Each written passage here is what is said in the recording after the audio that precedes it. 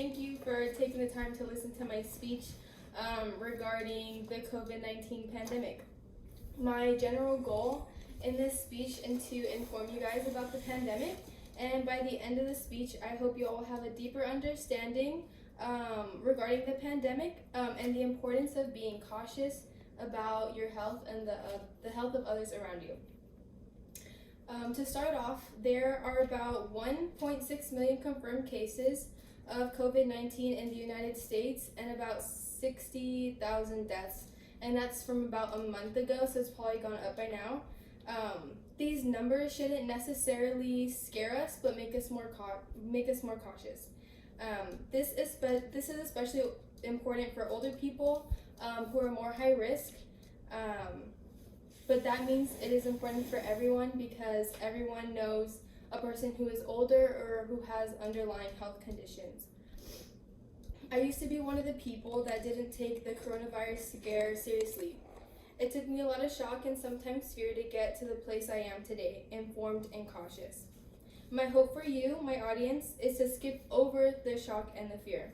So I did my research and listened to acclaimed doctors and scientists working directly with the virus. I'm not an expert in the slightest, but I sincerely care about my family and people in general, so I strive to stay informed about the virus as we all should. Today I will tell you about the prior impacts of COVID-19, which would be the statistics and policies that have already taken place. Why is it is important to be aware, even for the younger, less at-risk individuals, and hope for the future. Let's start by defining COVID-19. COVID-19 is a virus from the coronavirus family. The coronavirus family is not new to humanity, but COVID-19 is. It mainly spreads through respiratory droplets that exit the body through talking, sneezing, or coughing and can be inhaled by another person. We need to know the impacts of COVID-19 on the past in order to be informed in the present. Let's go over the history of it.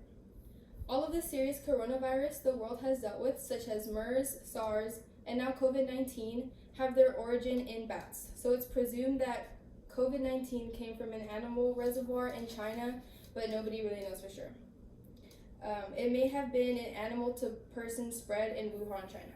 It is especially dangerous for people with underlying medical conditions and who are of an older age, about 60 or higher. Citing the Center for Disease Control, or the CDC, who have been the closest organization for researching COVID-19, there are currently about 3.21 million confirmed cases in the world, with the United States having about 1/3 of all those cases, with about 1 million confirmed cases. And Texas has about 27,000 cases. But obviously this number probably has gone up because this was from about a month ago.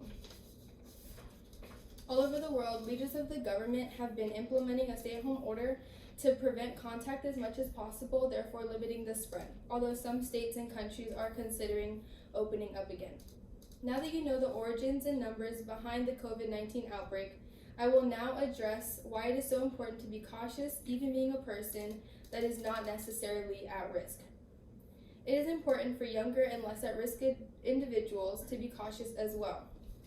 There have been significant COVID-19 deaths in younger people. According to a scientific research sharing site advisory board, at least 759 people under the age of 50 in the United States have died from COVID-19, but of course these numbers have gone up. Younger people can also pass it to older people who are at risk. According to Sharon Begley with Stat, a statistics sharing site and app, the explanation for the generally heightened risk to elderly, but also for the fact that COVID-19 kills many younger people, even as some seniors survive, lies in the growing understanding of immunosenescence, which is the differing amount of immune health with younger people and older people. Some are also asymptomatic with COVID-19, according to an article on Healthline by Roz Plater and fact-checked by Jennifer Chesak, who is the doctor.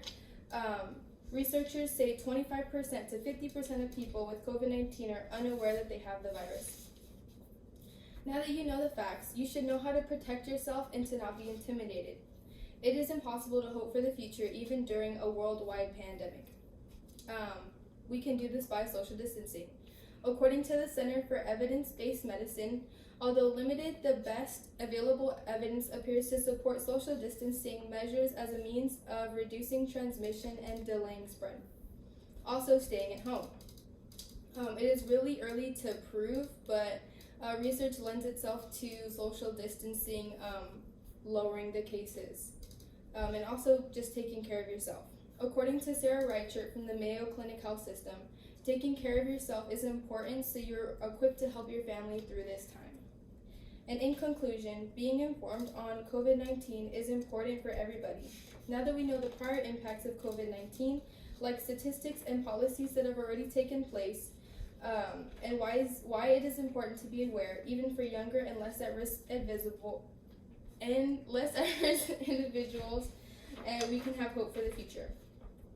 I believe in all of us to come out of the COVID-19 pandemic better than we went in.